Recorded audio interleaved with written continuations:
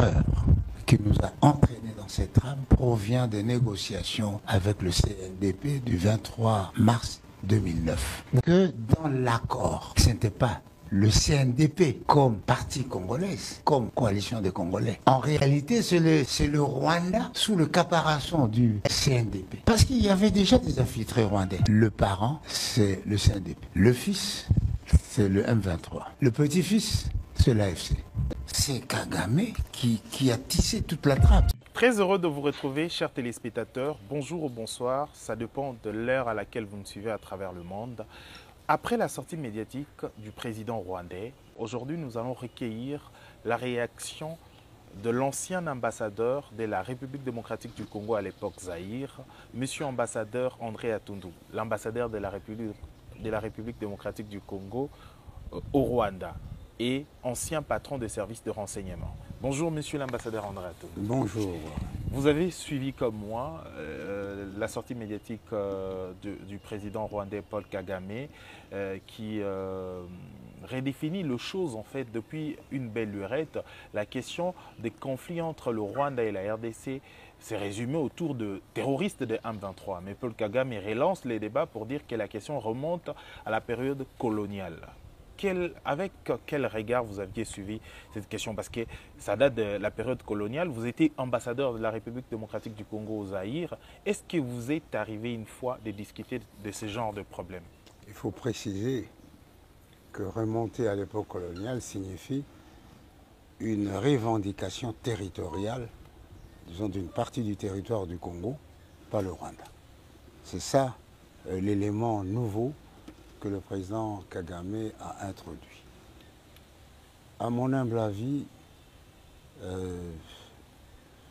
cette sortie médiatique est une malheureuse tentative, vouée à l'échec, de changer le cours de l'histoire à partir des faits inexistants. Depuis 1885 jusqu'à il y a une semaine à peu près qu'il a fait ça. Je pense que devant les faits, le président Kagame devait être plus humble parce que les faits ne changent pas et comme disent les philosophes à juste titre, contre les faits, les arguments ne valent rien. Il a beau développer sa légende sur l'appartenance d'une partie du territoire congolais au Rwanda, eh bien les faits historiques le contredisent. Et quels sont ces faits historiques? D'abord, la conférence de Berlin, qui a déterminé la configuration actuelle de la sous-région. Dans cette conférence, il n'a été fait nulle part d'un contentieux ou d'un conflit de terre entre la puissance belge et l'Allemagne concernant le Rwanda. Ça, c'est de un. Deuxième fait, c'est qu'à la proclamation des indépendances du Congo en 1960, le 30 juin, et du Rwanda et du Burundi, le 1er juillet 1961, il n'a pas été question, à aucun moment, d'un conflit ou d'un contentieux territorial existant entre le Rwanda et le Congo. Troisième fait, en 1964, je crois, l'Organisation de l'Unité africaine avait pris la résolution sur le principe de l'intangibilité des frontières héritées de la colonisation, pour ne pas embraser l'Afrique. Ni en ce moment-là, ni avant, ni après, le Rwanda n'a levé le petit doigt pour dire qu'une partie de mon territoire se trouve au Congo et je dois le récupérer. Le quatrième fait historique et plus accablant pour lui, c'est que le Front populaire, le Front patriotique rwandais, le propre parti du président Kagame, et les comment on les appelle, Ingomati, je pense, c'est-à-dire le groupe de la diaspora rwandaise très active dans la revendication, dans les revendications du Rwanda. À aucun moment, ni le FPR, ni ce groupe de diaspora n'ont mis la récupération du territoire du Rwanda au Congo comme un des credos politiques de leur organisation. Le président Kagame lui-même, en arrivant au pouvoir, il n'a jamais fait mention de cela. Et donc aujourd'hui, il est étonnant qu'il puisse développer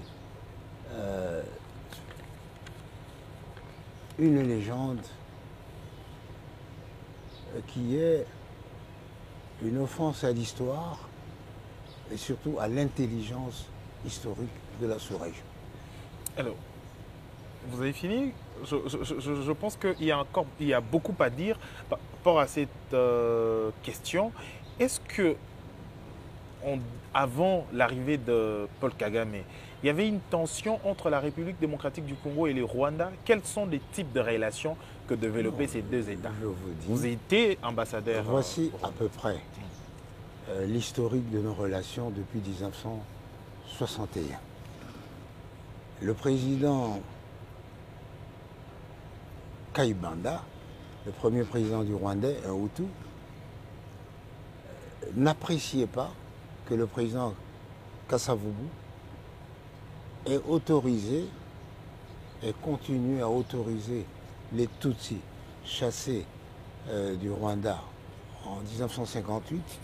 Ils continuent à séjourner au Congo et surtout pas dans la frontière. À l'arrivée du président Habyarimana au pouvoir, où il a trouvé un autre président pour la République du Congo, Mobutu, eh bien, il y a eu une sorte de gentleman agreement entre les deux présidents pour éloigner les Tutsis des frontières, conformément d'ailleurs aux dispositions des Nations Unies sur les réfugiés, à les éloigner donc de Goma, de Bukavu essentiellement, et si possible de leur octroyer la nationalité. Alors le président Mobutu, en stratège raffiné, parce que vous allez vous poser la question, quel est l'avantage pour le Congo? C'est que tous les mouvements subversifs partaient du Rwanda ou fuyaient par le Rwanda. Et donc pour avoir une paix dans nos frontières de l'Est, particulièrement avec le Rwanda, souvenez-vous de l'épisode de Jean Scram, il s'est enfui par là, eh bien le président Mobutu lui a accordé de déplacer les réfugiés Tutsis et autres Rwandais de la frontière pour ne pas créer un climat de suspicion inutile. En plus, en 1971, le président Mobutu a accordé une nationalité collective à tous ces réfugiés. Ceci dans le but de consolider le sentiment d'amitié et surtout l'atmosphère de non-suspicion, l'atmosphère de paix. 1971. Et c'est ainsi que nous avons vécu tout ce temps de paix. Et au contraire, c'est le président Mobutu qui a aidé, je crois, par 2 fois, a sauvé par 2 fois le régime du président Habyarimana en éloignant les FPR du Rwanda. Donc, voilà l'historique de nos relations. Et puis, il y a eu l'épisode de l'AFDL. Le FPR et le Rwanda sont entrés derrière ou sous couvert de l'AFDL. Et puis, il y a eu un malentendu malencontreux, au point que ceux des réfugiés ou ceux des Congolais d'origine, on va dire des réfugiés rwandais, qui ne se sentaient pas à l'aise, sont partis. Et donc, les relations, à partir de là, les relations ont commencé à battre de l'aile. C'est à partir de, disons, d'une certaine révolte de Mzee. Est-ce que ce n'était pas la première crise de Banyamulenge qui a causé en fait la mauvaise gestion ou la première crise entre le Rwanda et la RDC? Non, il n'y a pas eu de crise. Le président, le FPR, avait une vision hégémonique sur l'Est du Congo et même l'ensemble du Congo.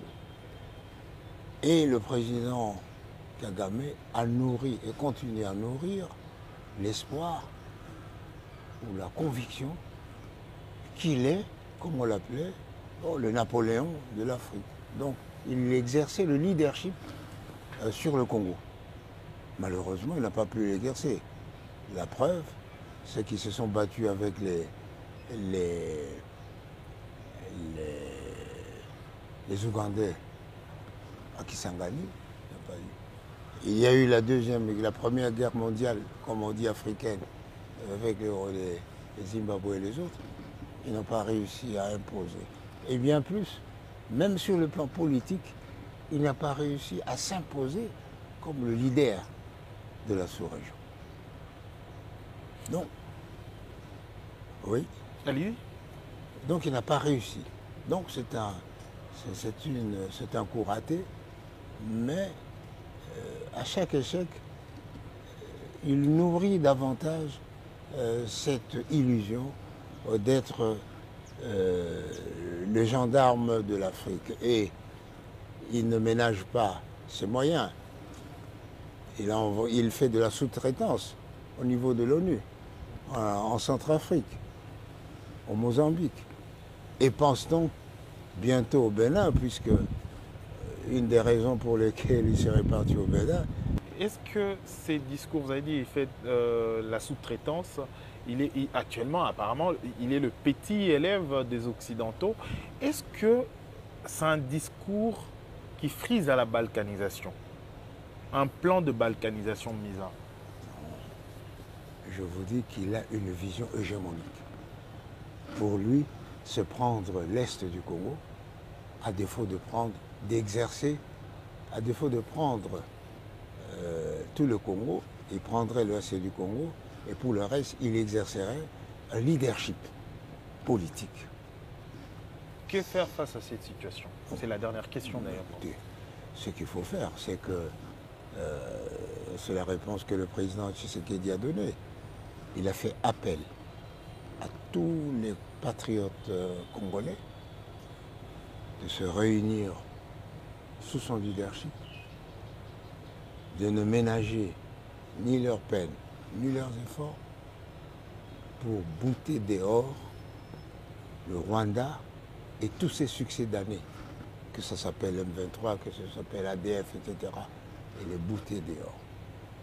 Et malheureusement, force est de constater que pendant que la nation est focalisée sur cette guerre à l'Est pour ramener enfin la paix à nos compatriotes pour qu'ils participent aux élections, eh bien certains leaders offre un spectacle désolant de querelles de clochers pour avoir le leadership de tel ensemble politique, de tel regroupement.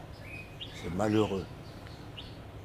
Il nous faut nous réunir autour du leadership du chef de l'État pour consolider et appuyer ces initiatives politiques militaires. C'est par ici que nous mettons terme à notre interview. Merci, monsieur l'ambassadeur André Atundou. Je rappelle que vous êtes ancien ambassadeur de la République démocratique du Congo à l'époque Zaïre, au Rwanda. Et est-ce que c'était une belle expérience pour vous, travailler au Rwanda? Et la preuve, c'est que vous m'interrogez sur le Rwanda. C'est une très belle expérience. Connaître un pays et son peuple, c'est toujours enrichir son esprit et son âme. Et qu'est-ce que vous avez compris de ces pays? Qu'est-ce que j'ai compris? Ouais. Ça dépend. C'est un pays où le peuple est pacifique,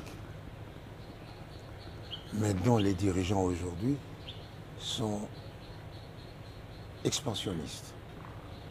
Jamais, à aucun moment, je n'ai vu un groupe de Rwandais ou un village rwandais quitter le Rwanda au motif que nous allons occuper notre terre au Congo, au motif qu'il n'y a pas à manger au Rwanda, au motif qu'il n'y a pas d'espace au Rwanda.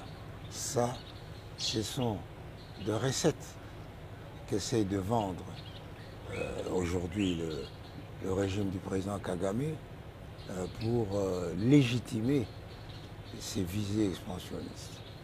Si le Rwanda vraiment n'a pas d'espace, nous ne pouvons pas comprendre qu'il offre l'hospitalité à tous les réfugiés que la Grande-Bretagne lui enverrait.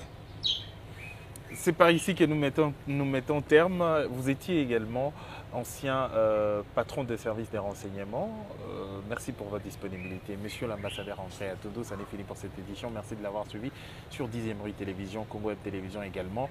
En continu sur Internet, Info 243 via YouTube. Nous sommes là. Merci. Au revoir. Info 243 au cœur de l'actualité.